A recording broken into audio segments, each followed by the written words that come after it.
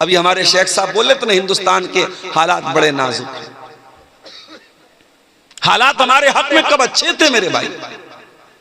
हालात तो बद्र में भी नाजुक थे, 313 के मुकाबले में 1000 का लश्कर था। हालात तो ओहद में भी नाजुक थे, हालात तो खंदक में भी नाजुक थे, हालात तो जंगे हुनैन में भी नाजुक थे। आप जब अपने आप को मुसलमान कहते हैं तो आपको यह मान के चलना चाहिए कि आप कांटों के रास्ते पे चल रहे हैं, आप कोई फूलों की सेज पे नहीं चल रहे। चुमी गोयम मुसलमानम बलरजम के दानम मुश्किलाते ला हिलारा।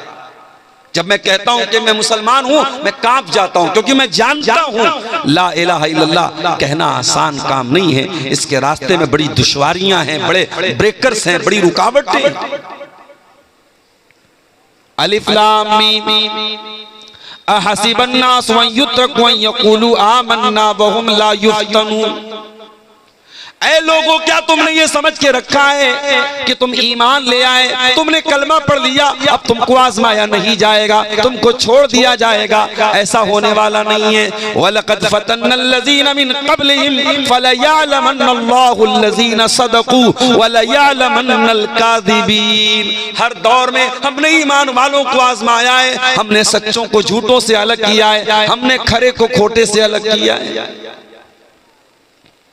हिंदुस्तान के मौजूदा हालात ये फिल्टर का काम करेंगे, ये खरे और खोटे को अलग करेंगे, ये हालात बताएंगे कौन अपने ईमान में मजबूत है और कौन हालात के तहत समझौता कर लेता है।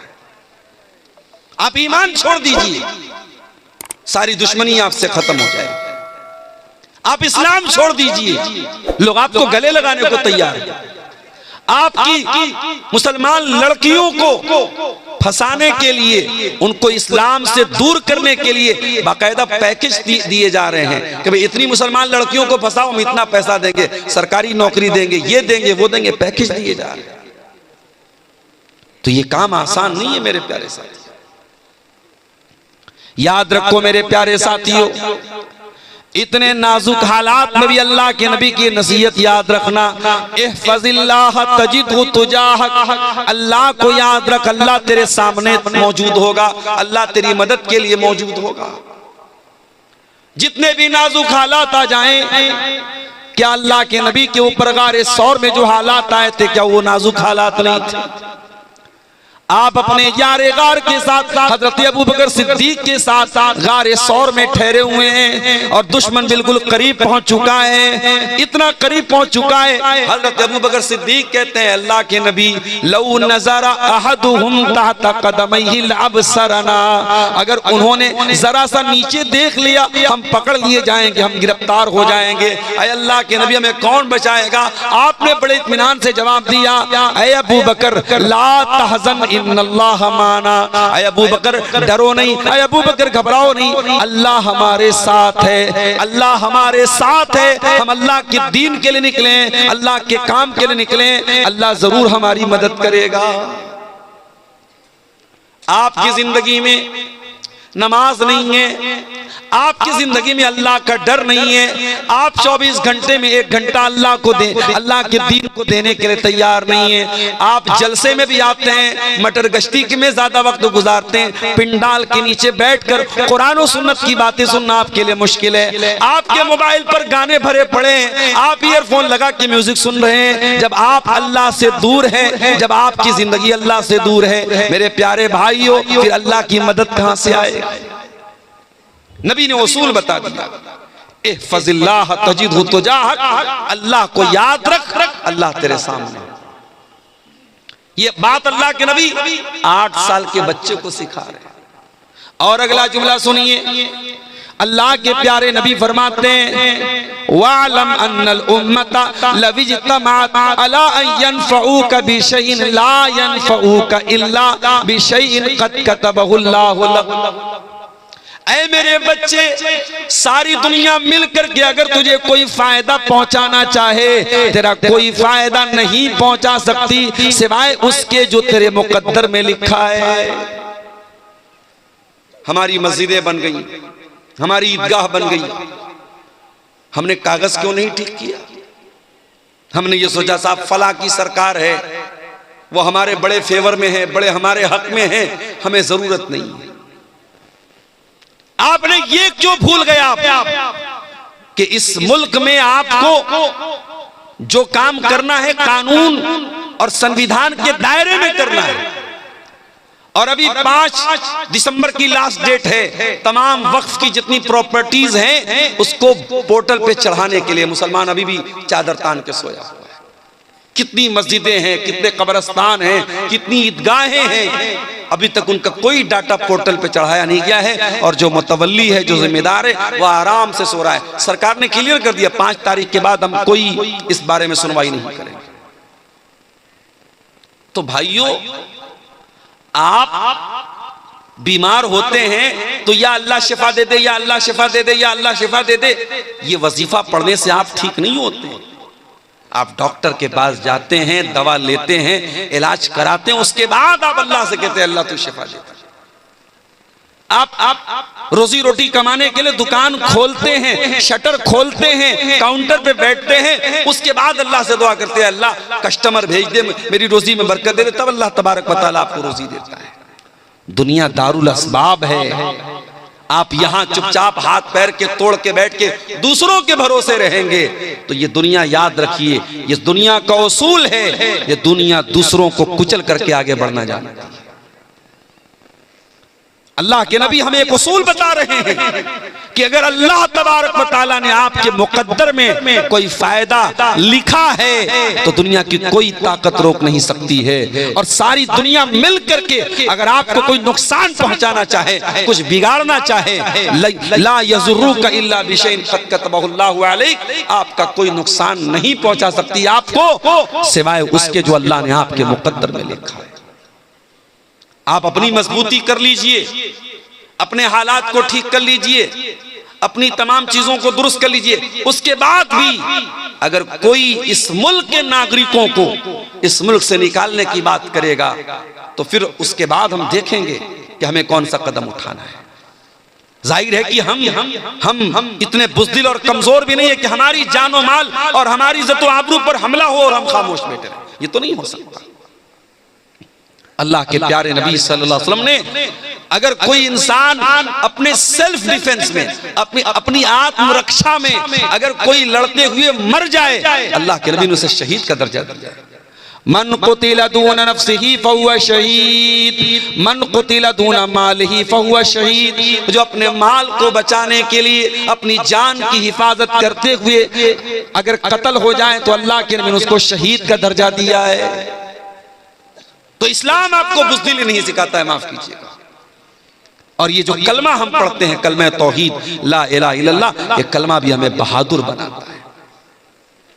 इस कलमे को पढ़ने के बाद मेरे प्यारे भाइयों, इस कलमे पर डटे रहना है, जमे रहना है, हालात जैसे भी आ जाएं, इस कलमे से पीछे नहीं हटना है। जो पीछे हट जाए वो अपने ईमान की खैर बनाए, वो मुसलमान नहीं है। इन्नल्लज़ीना क़ालू रब्बुनल्लाह सुम्मा इस्तक़ामू ततनज़्ज़लु अलैहिमुल मलाइकतु अल्ला तख़ाफू वला तहज़नू व अबशिरू बिल जन्नतिल्लती कुन्तुम तुअदून। जो लोग अल्लाह को अपना रब मानते हैं और फिर उसके ऊपर डट जाते हैं, अल्लाह के फरिश्ते आकर के उनको तसल्ली देते हैं कि तुम डरो नहीं, तुम परेशान ना हो, अल्लाह की मदद तुम्हारे साथ है, तुम्हें गमगीन होने की कोई जरूरत नहीं है, तुम्हें परेशान होने की कोई जरूरत नहीं है। अगर दुनिया में तुम परेशान भी रहोगे, हलाक भी हो जाओगे, आखिरत में तुमको जन्नत मिलेगी, तुम्हें परेशान होने की कोई जरूरत नहीं है। मेरे प्यारे भाइयों, हजरत बिलाल को कौन भूल सकता है। उनका मालिक उमैया बिन खल्फ उनको तपती रेत में लिटा दिया करता था, सीने पर गर्म पत्थर रख देता था और उनको वार्निंग देता था, ऐ बिलाल हम तुझे टॉर्चर करना बंद कर देंगे, हम तुझे तकलीफें देना बंद कर देंगे, हम तुझे सताना बंद कर देंगे। ऐ बिलाल बस तू मोहम्मद के दीन को छोड़ दे, तू इस्लाम को छोड़ दे, तू तौहीद को छोड़ दे। बिलाल कोई हैंडसम और खूबसूरत तो नहीं थे, बिलाल काले कलूटे थे, बिलाल गुलाम थे, बिलाल हबशा के रहने वाले थे, मगर बिलाल के काले सीने में जो दिल था वो दिल बड़ा रोशन, बड़ा नूरानी था। वो दिल अल्लाह की तौहीद से भरा हुआ था, वो दिल अल्लाह की मोहब्बत से भरा हुआ था। बिलाल का सीना छलनी हो रहा है, बिलाल की पीठ अरब की तपती रेत पर पिघल रही है, मगर बिलाल की जबान से क्या निकलता है? बिलाल कहते हैं अहद अहद, मेरा अल्लाह एक है, मेरा रब एक है, मेरा माबूद एक है। उस एक अल्लाह की तौहीद के साथ मैं कोई समझौता करने को तैयार नहीं। हजरत खुबैब बुनियादी को देखो, सूली पे चढ़ाया जा रहा है। सूली पे चढ़ाने के पहले खुबैब से कहा गया है, खुबैब क्या तेरी कोई आखिरी ख्वाहिश है तो तू पूरी कर ले। खुबैब ने कहा मैं 2 रकात नमाज पढ़ना चाहता हूँ। कब पढ़ ले? खुबैब ने वजू बनाया, 2 रकात नमाज पढ़ी और बहुत हल्की नमाज पढ़ी और सलाम फेरने के बाद कहा, ऐ मक्का के काफिरों, अगर मुझे इस बात का डर न होता कि कहीं तुम ये न समझो कि मैं मौत के डर से नमाज को लंबा कर रहा हूँ, मैं थोड़ी और लंबी नमाज पढ़ता। उसके बाद खुबैब को सूली पे चढ़ाने की तैयारी हो गई, खुबैब की जान लेने की तैयारी हो गई। सूली पे चढ़ाने के पहले खुबैब को एक मौका दिया गया, ऐ खुबैब क्या तू ये कहने को तैयार है, क्या तू ये मानने को तैयार है, क्या तू अपनी जबान से ये जुमला बोलने को तैयार है कि मेरी जगह आज मोहम्मद रसूलुल्लाह को सूली पे चढ़ा दिया जाए? ऐ खुबैब अगर तू इतना बोल दे हम तुझे छोड़ देंगे, हम तुझे माफ कर देंगे, हम तुझे जीवन दान दे देंगे। ऐ खुबैब तेरे सीने में रसूल की कैसी मोहब्बत थी, तेरे सीने में ईमान की कैसी मोहब्बत थी। खुबैब ने कहा, मक्का के काफिरों, तुम मेरी जगह मेरे नबी को सूली पे चढ़ाने की बात कर रहे हो, अरे मैं तो ये भी गवारा न करूंगा कि मेरे नबी के पांव में कांटा भी चुभोया जाए और खुबैब की जान को बख्श दिया जाए, खुबैब को माफ कर दिया जाए, खुबैब को छोड़ दिया जाए। खुबैब तो इस पर भी गवारा, ये खुबैब को तो ये भी गवारा नहीं है। ये तौहीद की बरकत है मेरे साथ, तौहीद इंसान को हिम्मती बनाती है। हजरत सुमैया को देखो, है तो वो एक औरत, दुनिया वाले कहते हैं औरत बड़ी कमजोर होती है, औरत बड़ी जज्बाती होती है, औरत बड़ी नाजुक होती है। मैं कहता हूं अगर औरत ईमान वाली बन जाए, तौहीद वाली बन जाए, इस्लाम वाली बन जाए, ये पहाड़ों से ज्यादा मजबूत बन सकती है। सुमैया बूढ़ी हो चुकी हैं, जवान बेटा उनका अम्मार है और उनके शौहर यासिर हैं। बाप शौहर के सामने बीवी और माँ के सामने बेटे को ये धमकी दी जा रही है। अबू जहल ये धमकी देता है, ऐ सुमैया बिन्त खय्यात, अगर तूने इस्लाम न छोड़ा, अगर तूने मोहम्मद का दीन न छोड़ा, ऐ सुमैया हम तेरे बदन के कपड़े उतार देंगे, हम तुझे मादर साथ नंगा कर देंगे, हम तुझे सर से पैर तक नंगा कर देंगे, निर्वस्त्र कर देंगे, तेरे बदन के कपड़े उतार देंगे। सुमैया बिन्त खय्यात इस्लाम छोड़ने को तैयार नहीं, तौहीद से समझौता करने को तैयार नहीं, मोहम्मद का दीन छोड़ने को तैयार नहीं।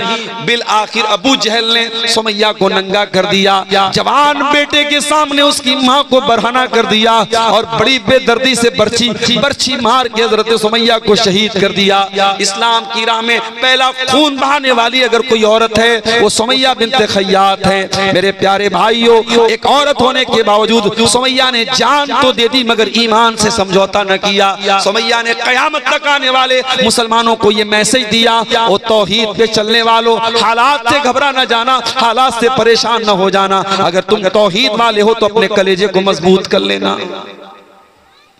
तौहीद आपको मजबूत बनाती है मेरे भाई।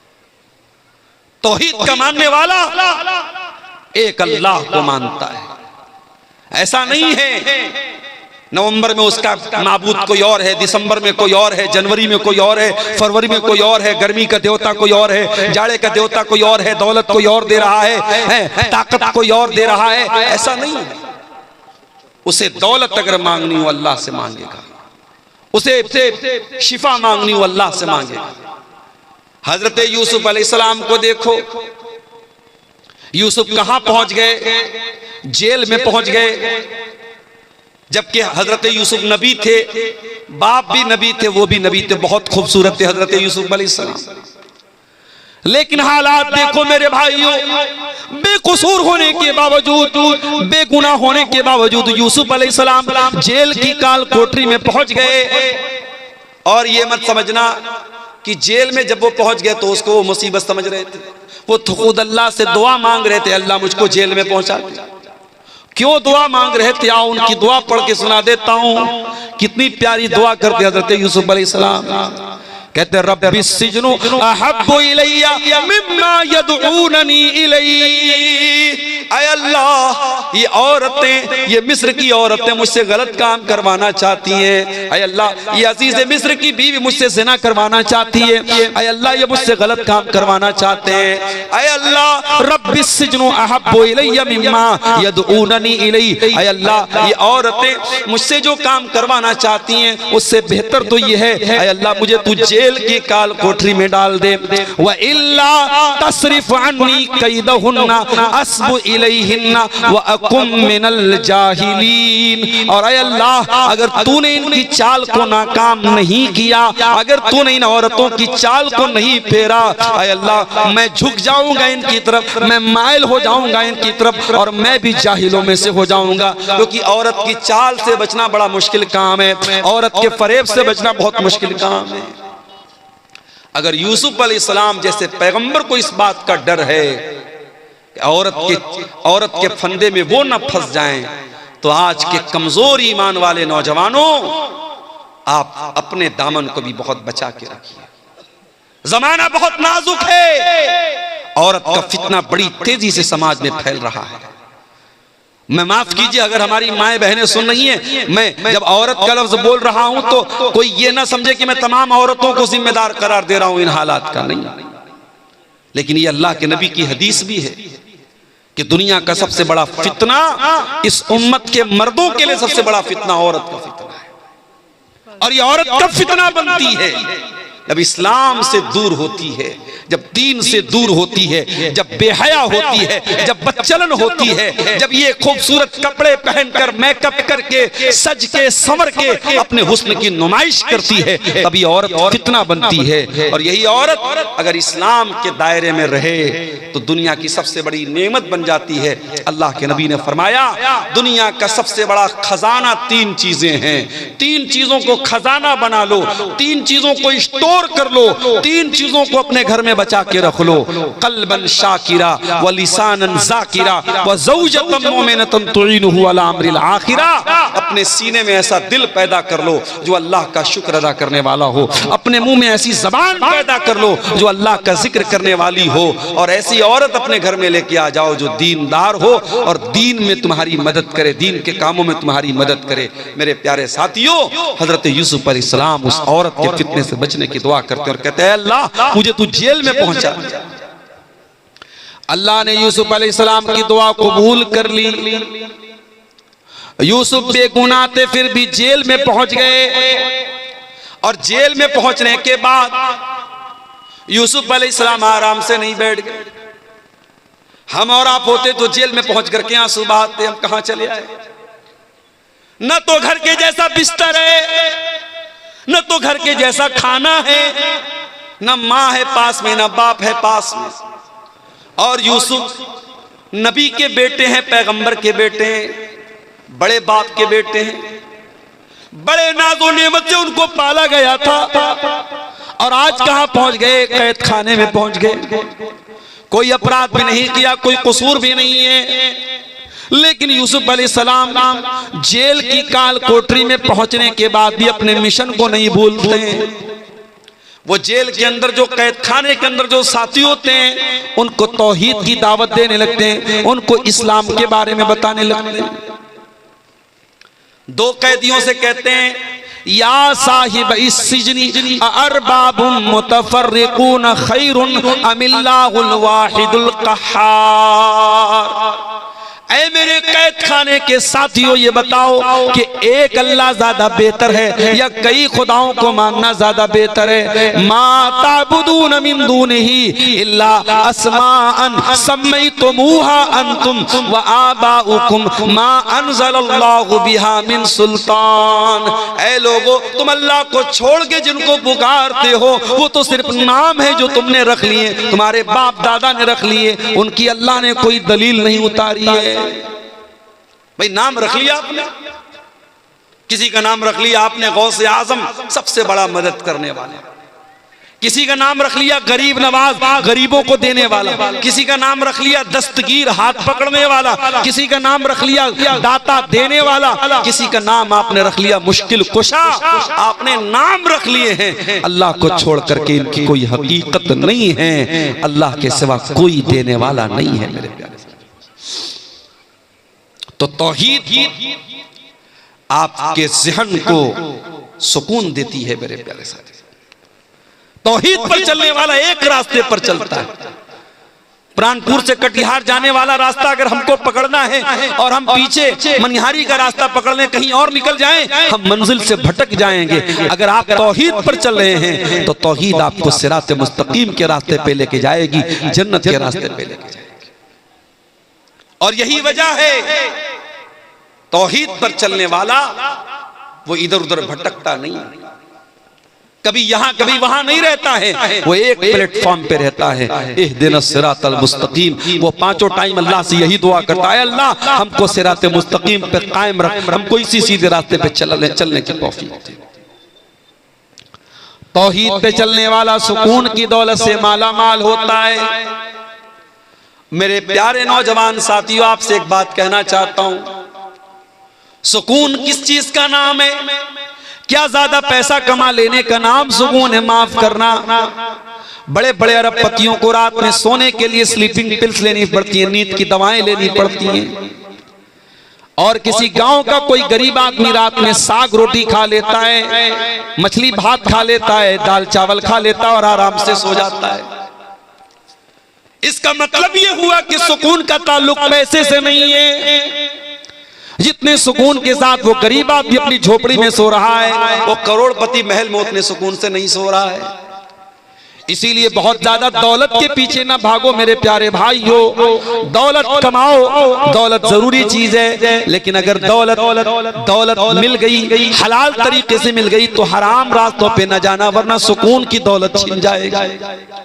अल्लाह के प्यारे नबी बड़ी प्यारी बात इरशाद फरमाते हैं, लैसल गिना अन कसरतिल अरदी वलाकिन्नल गिना गिनन नफ्सी। अरे ज्यादा पैसा हो जाना, ज्यादा सामान हो जाना, ये दौलत नहीं है, ये मालदारी नहीं है। असल मालदारी है कि इंसान का दिल मालदार हो जाए, इंसान का नफ्स गनी हो जाए, इंसान दिल का मालदार हो जाए। कुछ लोग होते हैं ना, चमड़ी चली जाए दमड़ी न जाए, पैसा बहुत है मगर एक पैसा भी अल्लाह की राह में खर्च करने की बात आ जाए, किसी गरीब को देने की बात आ जाए, नानी मर जाती है। चमड़ी चली जाए दमड़ी न जाए। पैसा है, दौलत है, दिल नहीं है। और मैं देखता हूं कभी कभी मदरसों में चंदा जब लोग देते हैं, दान देते, गरीब आदमी जो बेचारा बहुत मामूली कमाने वाला है, अपनी हैसियत से बढ़ के वो देता है। और करोड़पति लोग बेचारे जो है वो बंगला में तकरीर करने वाला उसको दाएं बाएं से खींचता है, पकड़ता है, बुलाता है, उसके बाद बड़ी मुश्किल से 5,000 10,000 रुपया वो निकालता है। तो अल्लाह ताला क्या तो नीयत देखी जाएगी, अल्लाह क्या तो इखलास देखा जाए। सही बुखारी की पहली हदीस क्या है? इन्नमल आमालु बिन्नियात। सारी नेकियों का दारो मदार अल्लाह ताला की नीयत पर है। आप कटिहार छोड़ के दिल्ली जा रहे हैं, आप कटिहार छोड़ के गुवाहाटी जा रहे हैं, आप कटिहार की सरजमीन छोड़ के मुंबई जा रहे हैं, किस लिए जा रहे हैं? पैसा कमाने के लिए, बाल बच्चों का पेट भरने के लिए। और एक आदमी कटिहार छोड़ के या कोई भी जगह छोड़ के दूसरी जगह जा रहा है, क्यों जा रहा है? अपना दीन बचाने के लिए, अपना ईमान बचाने के लिए, अपने आप को इस्लाम पर अमल करने के लिए। दोनों ने शहर छोड़ा, दोनों ने वतन छोड़ा, लेकिन जिसने दीन और ईमान के लिए अपना वतन छोड़ा उसको शरीयत में मुहाजिर कहा जाएगा, उसके अमल को हिजरत कहा जाएगा, उसको हिजरत का सवाब मिलेगा। लेकिन जो रोजी रोटी के लिए, किसी लड़की से शादी करने के लिए, किसी औरत को हासिल करने के लिए, किसी दौलत को हासिल करने के लिए अपना शहर छोड़ के जाएगा, उसको हिजरत का सवाब नहीं मिलेगा। अमल एक है, काम एक है, नीयत अलग अलग हो गई तो मामला बदल गया मेरे प्यारे साथियों। इसलिए नीयत को दुरुस्त करो। तौहीद आपकी नीयत को भी दुरुस्त करती है। अगर आपकी तौहीद पक्की होगी तो आप नमाज अल्लाह के लिए पढ़ेंगे, आप मदरसे में दान अल्लाह के लिए देंगे, आप गरीबों की मदद अल्लाह के लिए करेंगे, आप रोजा अल्लाह के लिए रखेंगे, आप हज करेंगे अल्लाह के लिए, आप ज़कात देंगे अल्लाह के लिए। अगर आपकी तौहीद पक्की है तो आपकी नीयत भी पक्की है। परसों जुमा का दिन है, फजर की नमाज में अगर आप पहुंचे, और उम्मीद है कि आप पहुंचेंगे क्योंकि आप जलसे में, अगर रात को 1, 1:30 बजे 2 बजे तक जलसे में आप रह रहे हैं तो आपके अंदर दीन का बड़ा जज्बा है, बड़ा शौक है, तो आप फजर की नमाज भी जमात से जरूर पढ़ते होंगे इंशाअल्लाह। अगर आप जुमा के दिन फजर की नमाज में पहुंचे और इमाम साहब ने सुन्नत के मुताबिक पहली रकात में सूरह सजदा की तिलावत की और दूसरी रकात में उन्होंने सूरह दहर की तिलावत की, तो सूरह दहर में ये आयतें भी आप इमाम साहब के मुंह से सुनेंगे। इन्नमा नुतिमुकुम लिवजहिल्लाह व युतिमून अत्ताम अला हुब्बिही मिस्कीनन व यतीमन व असीरा। अल्लाह के नेक बंदे गरीबों को खाना खिलाते हैं, यतीमों को खाना खिलाते हैं, कैदियों को खाना खिलाते हैं। इन्नमा नुतिमुकुम लिवजहिल्लाह। और जब वो गरीबों को खाना खिलाते हैं तो इसलिए नहीं खिलाते कि फोटो खींच लें उनका। हम लोग भी कहीं जाते हैं जलसों में, प्रोग्रामों में, तो अब ये सेल्फी लेने वाले जो हमारे नौजवान हैं वो दस्तरखान पे भी जाके सेल्फी ले। मैं मना करता हूँ भैया मत फोटो मत लो। ऐसे ही लोग उलमा को बदनाम करते, उलमा खाते बहुत हैं, मौलवी खाता बहुत है। और जब ये कहो कि भाई अपने बच्चे को मौलवी बनाओ तो कहते हैं खाएगा कहाँ से। बड़ी अजीब बात है। ऐसे तो बोलेंगे मौलवी खाता बहुत है, और बच्चे को आलिम बनाने की बात कहो तो बोलेंगे खाएगा कहाँ से। तो दस्तरखान पर भी हमारे फोटो लिए जा रहे हैं। क्यों साहब? स्टेटस पे लगाएंगे, मोबाइल पे लगाएंगे, फेसबुक पे डालेंगे अब्दुल गफ्फार साहब देसी मुर्गा खा रहा है। एक जगह जलसे में अपनी बेटी को लेके चला गया। ये यूट्यूबर लोग, अल्लाह इनको माफ करे, इनको थंबनेल लगाना भी नहीं आता। नेपाल में एक जलसे में भी गया अपनी बच्ची को लेके, तो एक यूट्यूबर ने थंबनेल लगाया अब्दुल गफ्फार सलवी अपनी बेटी को ले गया, जलसा में ले गया, तकरीर में ले गया। अरे भाई ले गए बोल दो भाई, क्या मतलब जबान ऐसी हो चुकी है कि वो समझ में नहीं आता कि उनको हिंदी में क्या लिखना चाहिए। तो खाना आदमी खा रहा है उसका भी लोग फोटो ले रहे हैं। फोटो ठीक है, मैं उसको हराम नहीं मानता, लेकिन बिला वजह बिला जरूरत आप कम से कम उलमा को खाने के टाइम तो बख्श दो भाई। आदमी खाना खा रहा है, उसकी क्या पोजीशन है, किस हालत में वो मुंह बनाए हुए, आप उसी हालत में फोटो ले रहे हो। मैं बहुत सख्ती से मना करता हूं कि भाई फोटो कम से कम खाना खाने के टाइम तो फोटो मत। कई बार ऐसा होता है जलसा तकरीर करके मुझे निकलना है, फौरन ट्रेन पकड़नी है, भागना है, मौलाना एक सेल्फी लेना है। मौलाना अबे तुम्हारी सेल्फी के चक्कर में भाई मेरी ट्रेन छूट जाएगी। तो फोटो लेने का, सेल्फी लेने का बड़ा शौक है। तो बात ये किससे निकली? खाने से बात निकली।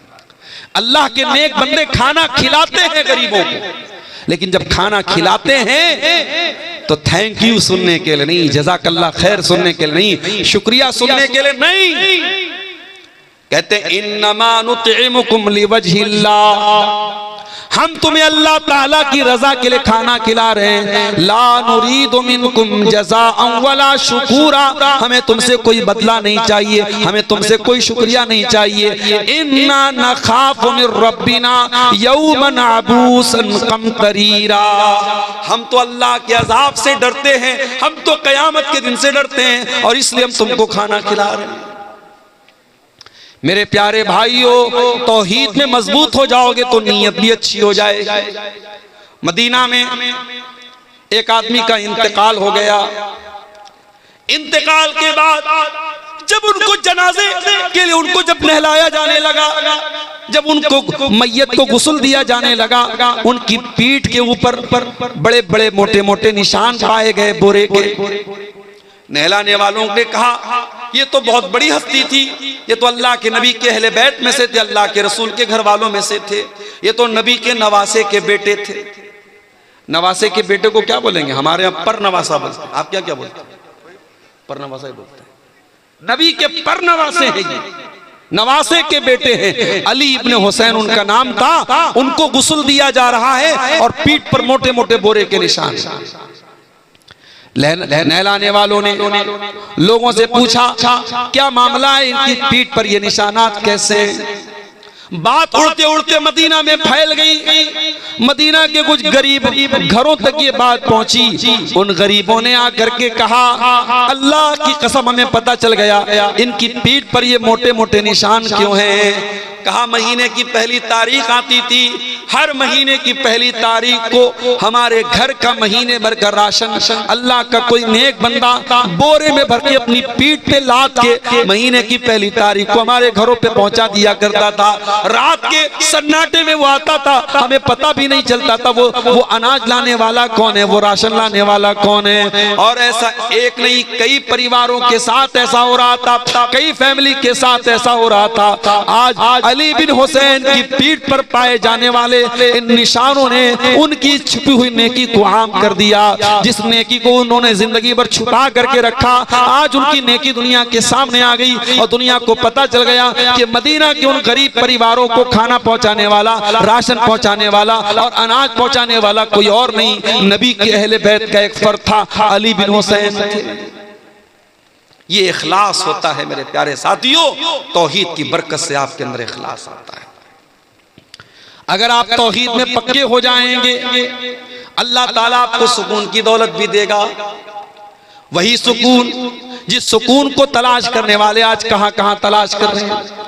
ये शराबी शराब क्यों पी रहा है, ये जिना करने वाला जिना क्यों कर रहा है, ये लड़कियों से चैटिंग क्यों कर रहा है, ये पाउडर के जरिए ड्रग्स क्यों ले रहा है। इन तमाम लोगों से पूछ तो कहते हम तो सुकून के लिए ऐसा कर रहे हैं।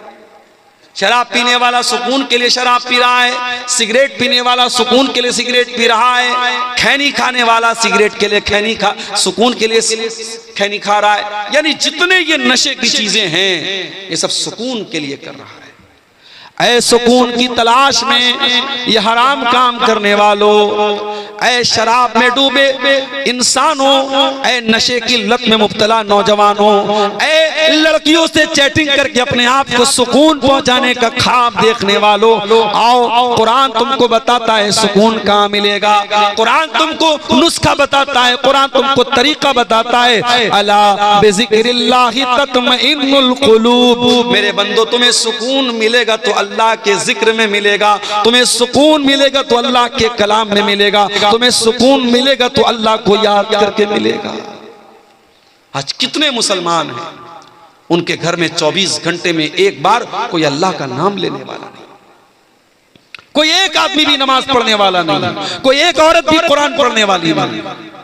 दिन रात मोबाइल पे गाने बज रहे हैं, दिन रात बच्चों के हाथ में मोबाइल, बड़ों के हाथ में मोबाइल, गाने बजाने मुसलमानों के घरों में बज रहे हैं। ओ लोगों, आपने बिल्डिंगें तो बढ़िया आलीशान बना ली, आपने मकान तो बड़े अच्छे बना लिए, मगर माफ करना अगर आपके घरों में अल्लाह का नाम नहीं लिया जा रहा है, अगर आपके घरों में अल्लाह का जिक्र नहीं हो रहा है, मैं नहीं कह रहा हूँ, अल्लाह के प्यारे नबी फरमा रहे हैं ऐसा घर मुर्दा है मुर्दा। आपने फरमाया मसलुल बैत युज़करुल्लाहु फीही वल बैतिल्लज़ी ला युज़करुल्लाहु फीही मिस्लल हय्य वल मय्यित, जिस घर में अल्लाह का नाम लिया जाए वो घर जिंदा है और जिस घर में अल्लाह का नाम ना लिया जाए वो घर मुर्दा है। हमारे घर मुर्दा हो चुके हैं, जिन घरों में अल्लाह का नाम ना लिया जाए उन घरों में सुकून कहां से आएगा।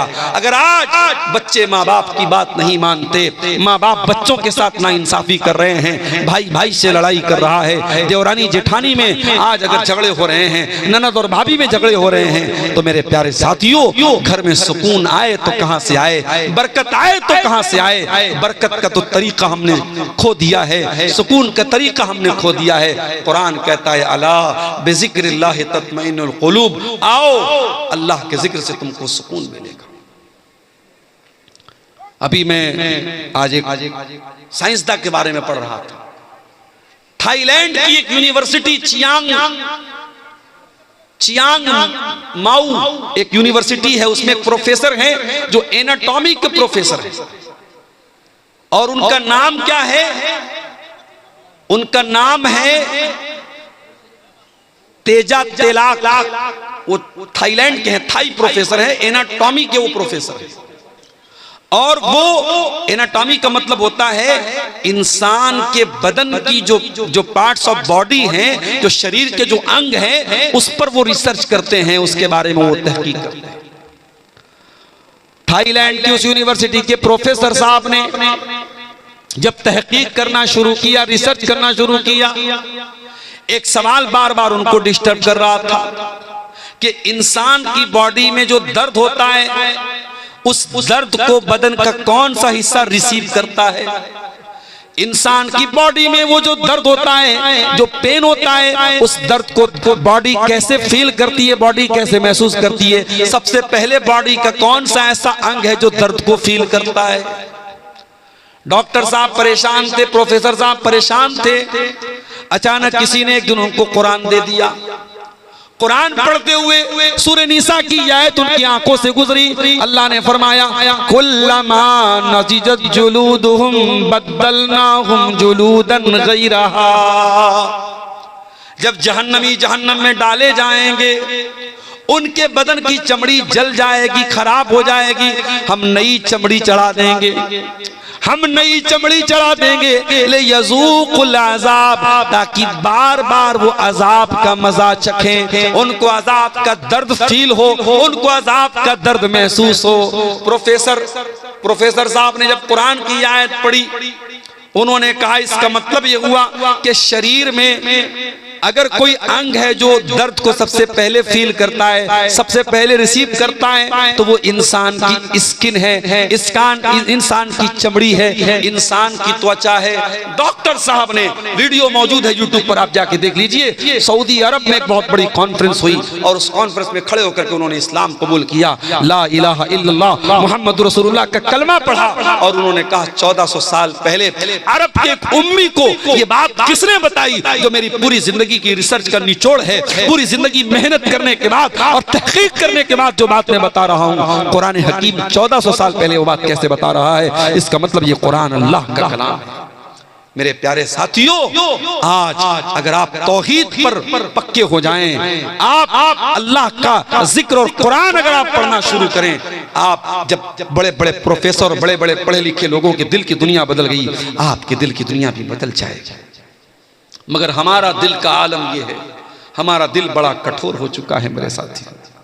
ये दिल बड़ा सख्त हो चुका है, ये दिल बड़ा कठोर हो चुका है। कुरान कहता है, लौ अंज़लना हाज़ल कुरान अला जबल, इस कुरान को हमने किसी पहाड़ के ऊपर भी उतारा होता तो पहाड़ भी अल्लाह के खौफ से रेजा रेजा हो जाता। लरअयतहु खाशियम मुतसद्दिअम मिन खशियतिल्लाह। इस कुरान के अंदर वो पावर है कि बड़े बड़े पहाड़ को भी चकनाचूर कर सकता है, लेकिन इंसान के दिल पर आज कुरान का कोई असर नहीं हो रहा है। क्यों? क्योंकि पहाड़ से ज्यादा कठोर हो चुका है इंसान का दिल। मेरे प्यारे साथियों, सुकून की दौलत भी इसी कुरान के जरिए मिलेगी, इसी अल्लाह के जिक्र के जरिए मिलेगी। और जो आदमी तौहीद के रास्ते पर चलता है, उसके दिल को अल्लाह ताला सुकून की दौलत से भी माला माल कर देता है। मूसा अलैहिस्सलाम को देखिए, बनी इस्राइल को लेके जा रहे हैं, फिरौन को पता चला, फिरौन ने पीछा किया, सामने दरियाए कुलजुम आ गया। मूसा अलैहिस्सलाम के साथियों ने कहा किया है, मूसा इन्ना लमुद्रकून, अब तो हम पकड़ लिए जाएंगे, अब हमें कौन बचाएगा। मूसा अलैहिस्सलाम ने बड़े इत्मीनान से जवाब दिया, कल्ला इन्ना मइया रब्बी सयहदीन, ऐ मेरी कौम के लोगों, मेरा रब मेरे साथ है, मेरा अल्लाह मेरे साथ है, वो जरूर कोई ना कोई रास्ता निकालेगा। ये सुकून हजरत मूसा के दिल में कैसे पैदा हुआ?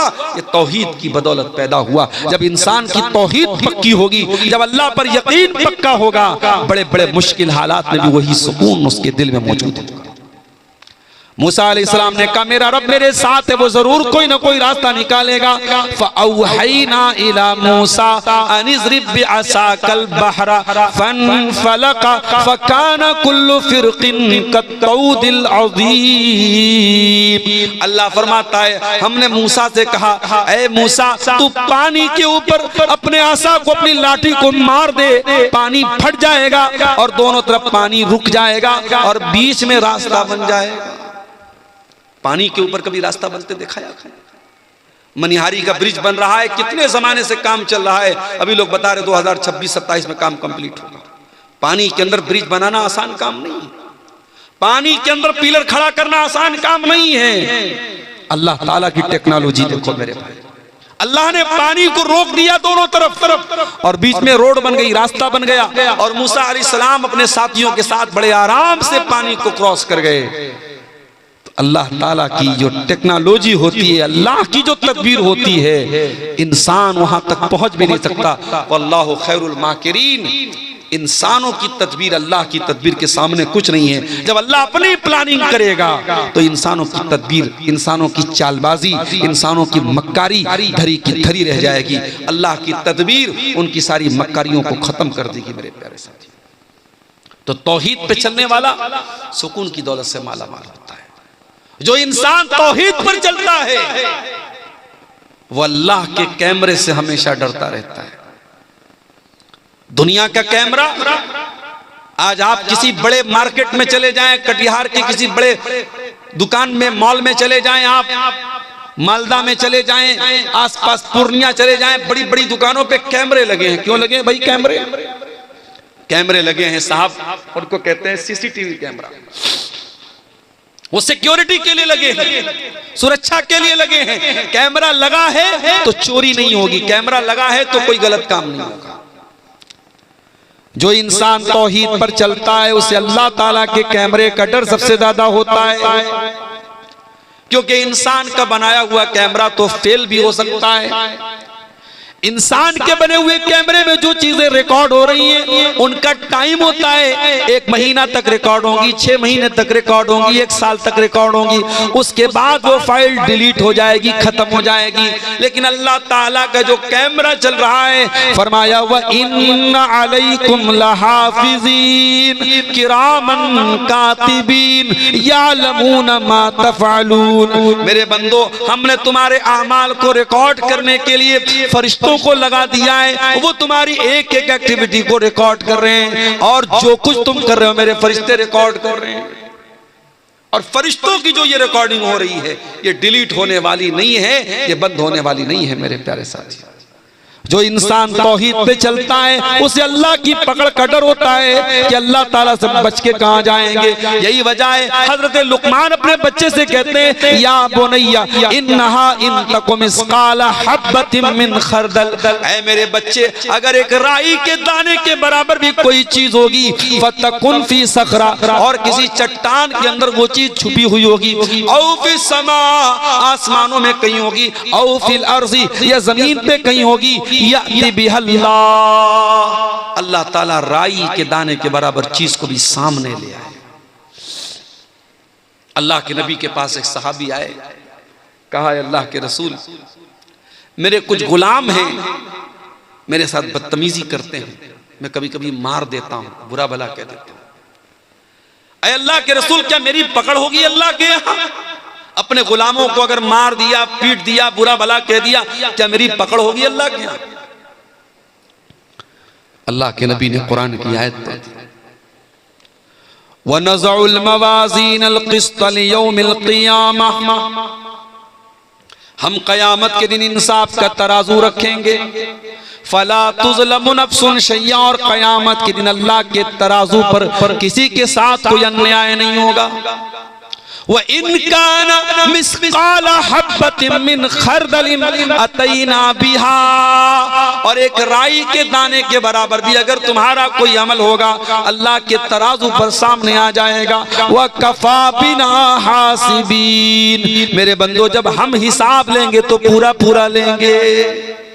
अल्लाह के नबी ने कुरान की आयत पढ़ी और कहा कि ऐ मेरे सहाबी, आप अपने गुलामों को जो मारते हैं, पीटते हैं, जो बुरा भला कहते हैं, उसको कैलकुलेट किया जाएगा, उसको नापा जाएगा, उसको तौला जाएगा। अगर आपके गुलामों की जो बदतमीजी है, आपके गुलामों की जो नाफरमानी है, अगर वो ज्यादा निकली और आपकी सजा कम निकली तो आपको उनकी नेकी मिल जाएगी, आपके गुनाह कुछ कम हो जाएंगे।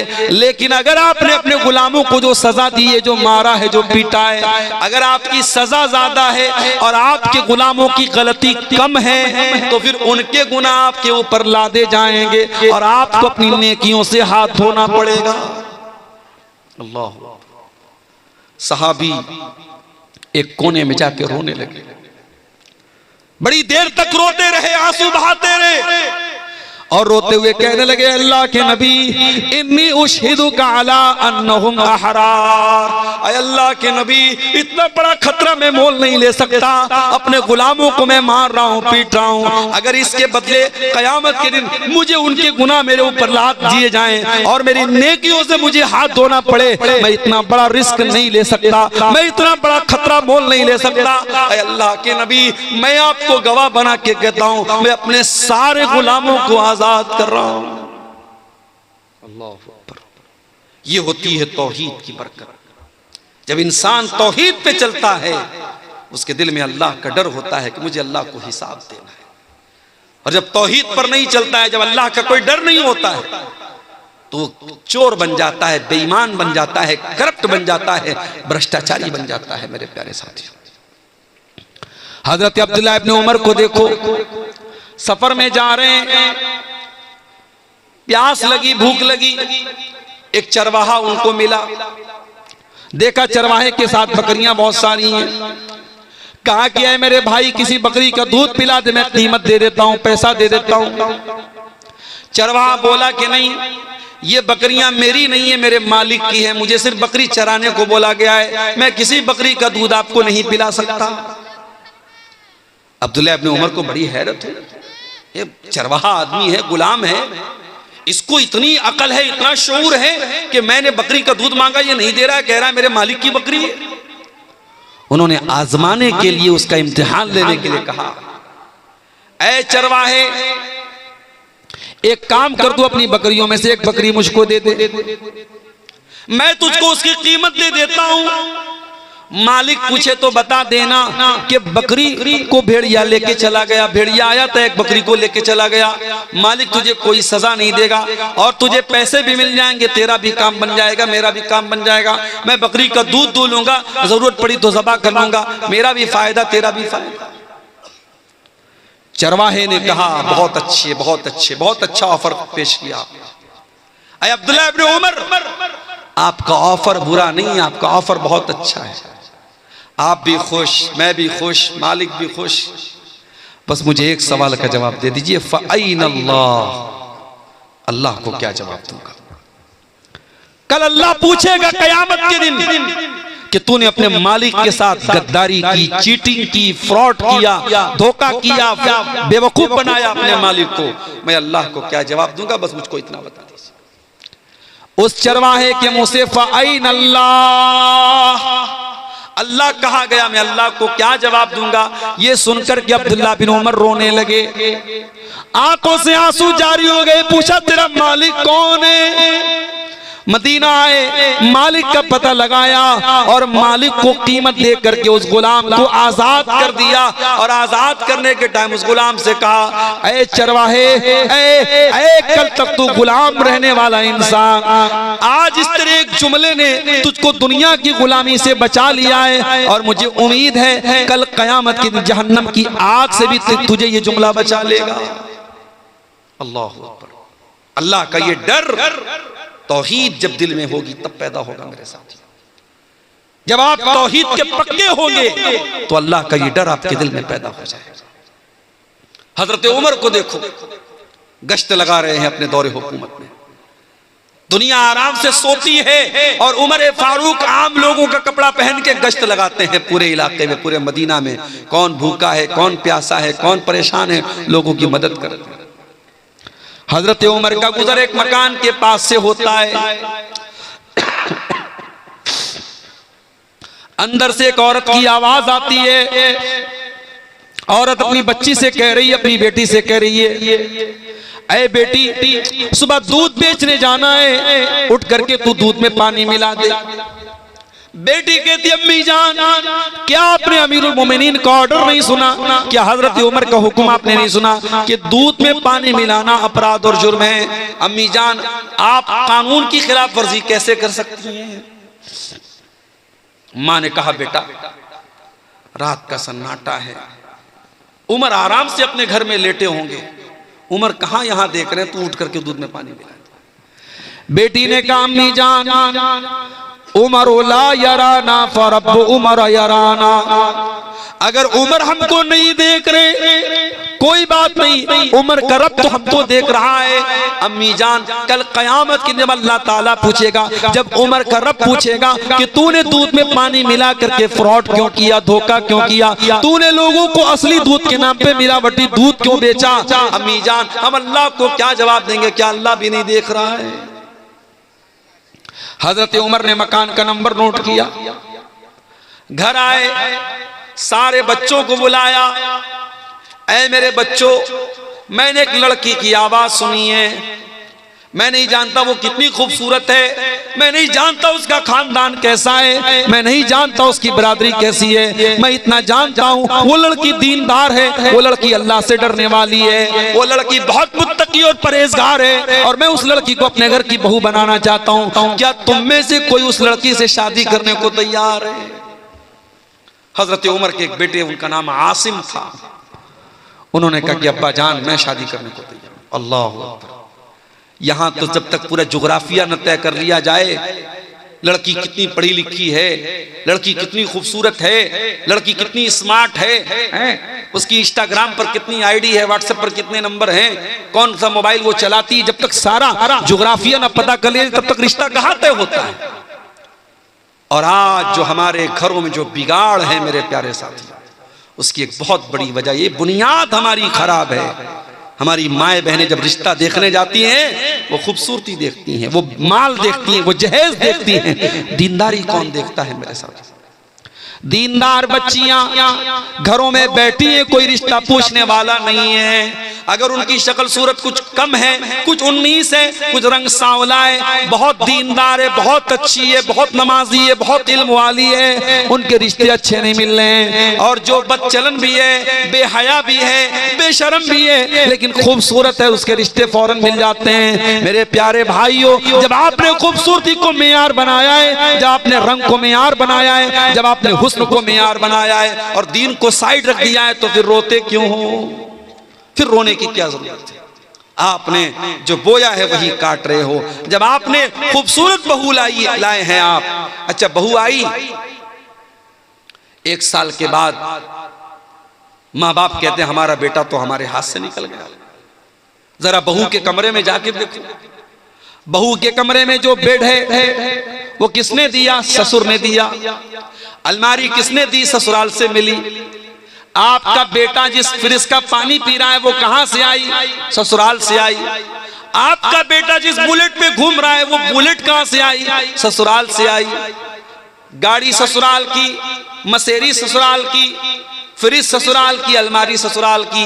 जब तमाम आपके बेटे के कमरे में जो चीजें भरी हैं वो ससुराल की मिली हुई हैं, तो आज आप ये शिकायत क्यों कर रहे हैं कि हमारा बेटा हमारी बात कम मानता है, अपने सास ससुर की बात ज्यादा मानता है? अरे भाई तो सही तो कर रहा है, आपका बेटा नमक हलाल कर रहा है, नमक हराम नहीं है। वो जिसका नमक खा रहा है उसका गुन गा रहा है, जहां से वो उसने सामान हासिल किया है और पूरे कमरे में जहां का सामान भरा है उन्हीं की वो तारीफ कर रहा है और उन्हीं के कसीदे पढ़ रहा है। मेरे प्यारे साथियों, शादी ब्याह पे भी आज हमने ऐसी रस्मों रिवाज की ऐसी चादर चढ़ा दी है। आज मैं बार बार तकरीरों में ये बात कहता हूँ, आज हमने निकाह को मुश्किल बना दिया है। आज एक गरीब आदमी अपने लड़का लड़की की शादी करना चाहे, दुनिया भर के मसले हैं। लड़की की शादी है तो जहेज का इंतजाम करना है और इसी तरीके से जेवर का इंतजाम करना है, 500 बारातियों का इंतजाम करना है, और लड़के की शादी है तो उसमें भी इतने का खाना होना ही चाहिए। अब आपके शेरशाबादियों में कभी मैं किसी शादी में शामिल नहीं हुआ। हमारे बनारस में एक जमाने में लोग घरों में दावत कर लेते थे, अब साहब शादी हॉल में दावत होती है। हैदराबाद में मैं गया, वहां लोगों ने बताया कि शादी हॉल में दावत होती है और सात तरीके के 8 तरीके के खाने जब तक न हो तब तक दावत मुकम्मल नहीं होती। कश्मीर में मैं गया, कश्मीर में शादी के मौके पर 19 तरीके के गोश्त बनते हैं और तब जाकर के शादी मुकम्मल होती है। आपने शादी को इतना मुश्किल बनाया है और ज़िना 500 रुपये में और 200 रुपये में हो रहा है। मेरे प्यारे साथियों, जब आप हलाल को मुश्किल करेंगे हराम आम हो जाएगा।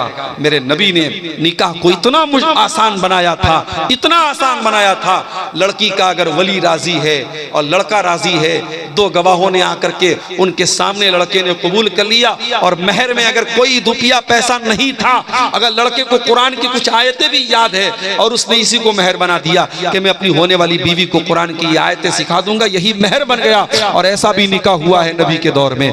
मेरे प्यारे साथियों, जब आप निकाह को मुश्किल बनाएंगे जिना आसान होगा। और आज जिना आसान हो चुका है और आम हो चुका है। और वो गुनाह जिसके बारे में कुरान कहता है वला तक़रबुज़ ज़िना, तुम ज़िना के करीब भी मत जाना।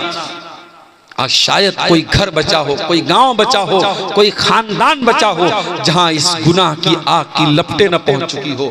जो इस्लाम की नजर में तीसरा बड़ा गुनाह था, शिर्क के बाद और कत्ल के बाद जो टॉप क्राइम है, जो इस्लाम की नजर में तीसरा बड़ा गुनाह है, आज मुसलमानों की बस्तियों में, मुसलमानों के गाँव में, मुसलमानों के इलाकों में ज़िना आम हो रहा है। मेरे प्यारे साथियों, और हालात यहाँ तक पहुँच चुके हैं कि अब मुसलमान लड़कियों का ताल्लुक गैर मुस्लिम लड़कों के साथ भी हो रहा है।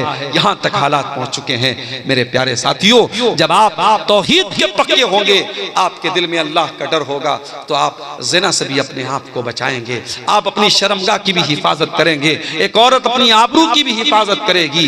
आप देखिए वो चरवाहा जो अपने मालिक के साथ वफादार था और अल्लाह से डरने वाला था, उसने कहा कि अगर मैं अपने मालिक को धोखा दे दूं तो अल्लाह को क्या जवाब दूंगा। और अब्दुल्लाह इब्न उमर रज़ी अल्लाह तआला अन्हु उसको आजाद कर दिया।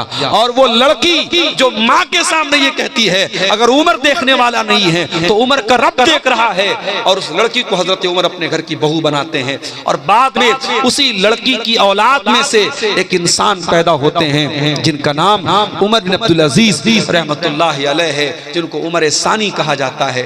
मेरे प्यारे साथियों, तौहीद के इस अकीदे में पक्के हो जाइए, तौहीद को मजबूत कीजिए। जब आप तौहीद के पक्के होंगे तो आप देखेंगे आपका अखलाक भी ठीक हो रहा है, आपका कैरेक्टर भी दुरुस्त हो रहा है, आपके सुलूक पर भी उसका असर पड़ रहा है। मेरे प्यारे भाइयों, आज दुनिया की अदालतें आप जाके देखें, अदालतों में अपराधी अपने आप को बचाने के लिए एड़ी चोटी का जोर लगाता है, वकील को खरीद लेता है, जज को खरीद लेता है, पुलिस को खरीद लेता है। लेकिन नबी के दौर में अदालत में अपराधी आता है, गामिदिया औरत आती है और आकर के कहती है इन्नी असब्तु ज़िना, ऐ अल्लाह के नबी मैंने ज़िना किया है, मैं शादीशुदा औरत हूँ, मैंने ज़िना किया है, मुझे मालूम है शादीशुदा अगर ज़िना कर ले उसकी सज़ा इस्लाम में पत्थरों से मार मार के ख़त्म कर देना है। ऐ अल्लाह के नबी मैंने बहुत बड़ा गुनाह कर लिया है, मुझे पाक कर दीजिए, मुझे दुनिया में सज़ा दे दीजिए ताकि आखिरत में मुझे ज़िना की सज़ा न झेलनी पड़े। अल्लाह के नबी ने पहले तो टालने की कोशिश की, आपने कहा ले जाओ इसको, क्या बक रही है ये, जाने दो इसको। उस औरत ने कहा अल्लाह के नबी इन्नी लहुबला, मैं पेट से हूँ, मेरे पेट में हमल भी है, बच्चा भी है, मैं झूठ नहीं बोल रही हूँ, मुझे सजा दे दीजिए ज़िना की। आपने कहा ठीक है जाओ, जब बच्चा जन्म ले, जब बच्चा पैदा हो जाए तब तुम मेरे पास आना। आपने 9 महीने का टाइम अपराधी को दे दिया। अपराधी भाग सकता है, बच सकता है। अल्लाह के नबी भी शायद भूल चुके होंगे, सहाबा भी शायद भूल चुके होंगे। 9 महीने के बाद बच्चा पैदा होता है, औरत उस बच्चे को गोद में लेकर के आती है। ऐ अल्लाह के नबी शायद आप भूल गए, मैं गामिदिया हूँ, मैं वही औरत हूँ जो 9 महीने पहले आपके पास आई थी। ऐ अल्लाह के नबी मुझको ज़िना की सजा दे दीजिए, मुझको पाक कर दीजिए। आपने फरमाया नहीं, अभी बच्चा बहुत छोटा है, माँ का दूध पी रहा है, जाओ जब ये बच्चा रोटी खाने लगे तब तुम मेरे पास आना। अल्लाह के प्यारे नबी ने 2 साल का टाइम अपराधी को और दे दिया, 2 साल का मौका और दे दिया कि जा तू भाग सकता है तो भाग जा, बच सकता है तो बच जा, अपने आप को बचा सकता है तो बचा ले।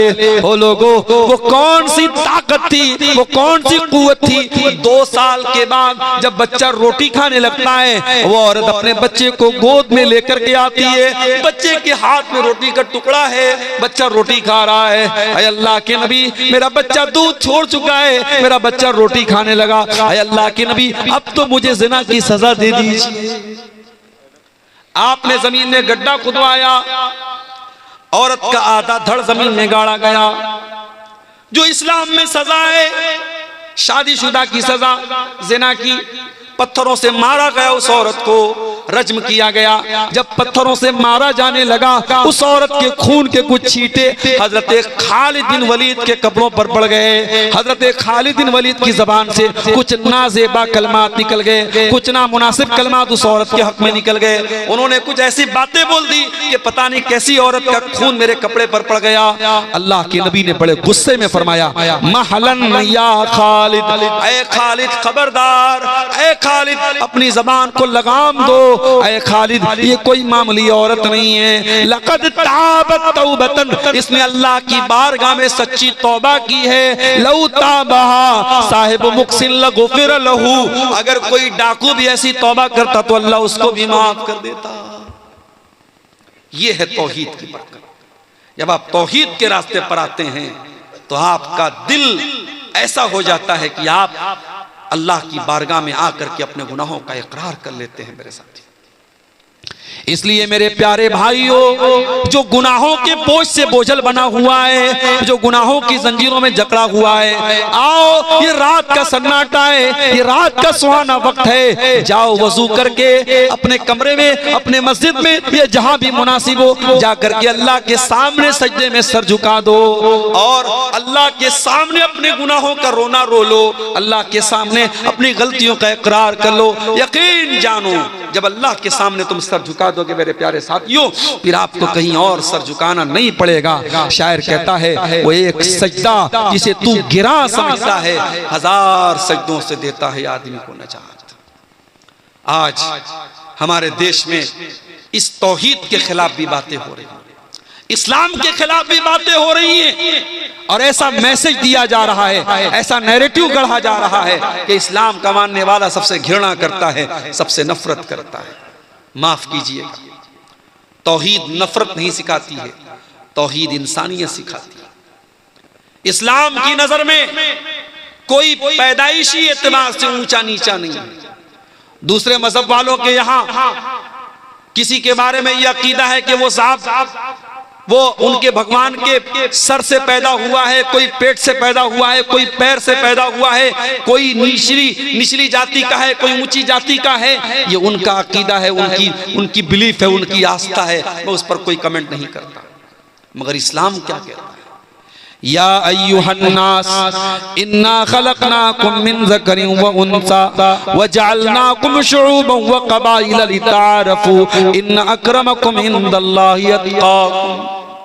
हे मानव जाति, हे इंसानों, तुम एक माता पिता की संतान हो, आदम की औलाद हो, हव्वा की औलाद हो। हाँ, तुम्हारे कबीले अलग अलग है, तुम्हारे खानदान अलग अलग हैं। कोई शेरशाबादी है, कोई अंसारी है, कोई शेख है, कोई बंगाली है, कोई बिहार का रहने वाला है, कोई कुरैशी है, कोई उस्मानी है, कोई कुछ है। ये खानदान अलग अलग हैं, ये बिरादरियां अलग अलग हैं। ओ लोगों, ये बिरादरियां इसलिए नहीं है लितारफू, ताकि तुम एक दूसरे को अपने से ऊंचा समझो। नहीं, ये बिरादरियां तो पहचान के लिए हैं, ये बिरादरियां तो तुम्हें एक दूसरे को जानने के लिए हैं। इन्ना करमकुम इंदल्लाहि अत्क़ाकुम, अल्लाह ताला क्या तुम्हारी मेरिट अगर बनेगी तो तकवा की बुनियाद पे बनेगी। अल्लाह क्या तुम्हारा दर्जा अगर तय होगा तो तकवा की बुनियाद पे होगा। आप कौन सी बिरादरी के हैं, कौन से खानदान के हैं, आपका बाप कौन था, अल्लाह क्या ये नहीं देखा जाएगा? अल्लाह क्या आपका तकवा आपकी मेरिट तय करेगा। मेरे प्यारे साथियों, हजरत नूह अलैहिस्सलाम का बेटा एक नबी का बेटा होने के बावजूद डूब गया और शायर कहता है बगावत पर हुआ आमादा तो डूबे नूह का बेटा। यहाँ नामो नसब की बरतरी से कुछ नहीं होता। नबी का अपना चचा अबू लहब बहुत खूबसूरत भी था, बहुत गोरा चट्टा भी था, अब्दुल मुत्तलिब का बेटा था, हाशिम का पोता था, मालदार भी था। लेकिन उसने जब इस्लाम की मुखालफत की, जब तौहीद की मुखालफत की, क़यामत तक के लिए कुरान में उसके बारे में आयत नाजिल हो गई, तब्बत यदा अबी लहब व तब, अबू लहब के दोनों हाथ टूट जाए और अबू लहब बर्बाद हो जाए। मेरे प्यारे साथियों, इसलिए आप जब तौहीद के रास्ते पर चलते हैं तो तौहीद एक ऐसी चीज है जो आपको इंसानी भाईचारा भी देती है। इसलिए भारत में जो लोग ये गलतफहमी फैला रहे हैं कि इस्लाम नफरत को बढ़ावा देता है, नहीं, इस्लाम तो भाईचारे को बढ़ावा देता है। हाँ, इस्लाम ये जरूर सिखाता है कि सृष्टि करने वाले की इबादत करो, मखलूक की नहीं खालिक की इबादत करो, क्रिएशन की नहीं क्रिएटर की इबादत करो, जमीन व आसमान की नहीं जमीन व आसमान बनाने वाले की इबादत करो। दुनिया की और सारी मजहबी जो ताकतें हैं वो ये कहती हैं सब कुछ खुदा है, और इस्लाम ये कहता है सब कुछ खुदा का है, सब कुछ अल्लाह का है, सब कुछ अल्लाह की तरफ से है। और जब मरने वाला मरता है मुसलमानों के यहाँ तो हम एक जुमला पढ़ते हैं, इन्ना लिल्लाहि व इन्ना इलैहि राजिऊन, कि हम सब अल्लाह की प्रॉपर्टी हैं और हमें मर के अल्लाह ही की तरफ पलट के जाना है।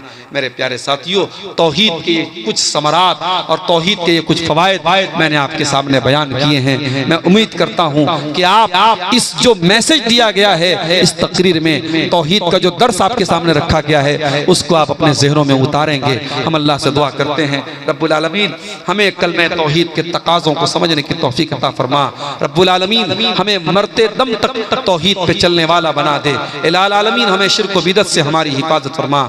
ऐ अल्लाह, जिस इदारे के लिए आज का ये प्रोग्राम मुनक़िद हुआ है, इस अच्छा कब्रिस्तान के लिए, अल्लाह ताला इस कब्रिस्तान की तामीर या उसकी जो ज़मीन के लिए जो ताउन जिन लोगों ने किया है, अल्लाह उस ताउन को कबूल फरमाए। और जिन लोगों ने इसमें हिस्सा नहीं लिया है उनसे भी बड़े अदब से गुजारिश करूँगा, जाते जाते, चूँकि कब्रिस्तान की ज़मीन भी आप अभी कल गाज़ीपुर में मेरा एक प्रोग्राम था, वहाँ लोगों के पास अपना कब्रिस्तान नहीं था तो लोग अपने घरों में ही अपने मुर्दों को दफन कर देते थे, और वहाँ पे बाकायदा कहीं कहीं कब्र के ऊपर मकान बना हुआ है। तो ये कब्र की भी बेहुरमती है और इंसानी लाश की भी बेहुरमती है। इसलिए मुसलमानों की बस्ती में कब्रिस्तान होना चाहिए, और कब्रिस्तान के लिए अगर ये प्रोग्राम हो रहा है तो बहुत अच्छा कदम है, और हमें और आपको ज़रूर इसमें अपना ताउन करना चाहिए। अल्लाह ताला हमारी नेकियों को कबूल फरमाए, जब तक हम दुनिया में जिंदा रहें, इस्लाम पर जिंदा रहें, और हमारा खात्मा भी ईमान पर हो। और रब्बना तक़ब्बल मिन्ना इन्नका अंतस समीउल अलीम व तुब अलैना इन्नका अंतत तव्वाबुर रहीम।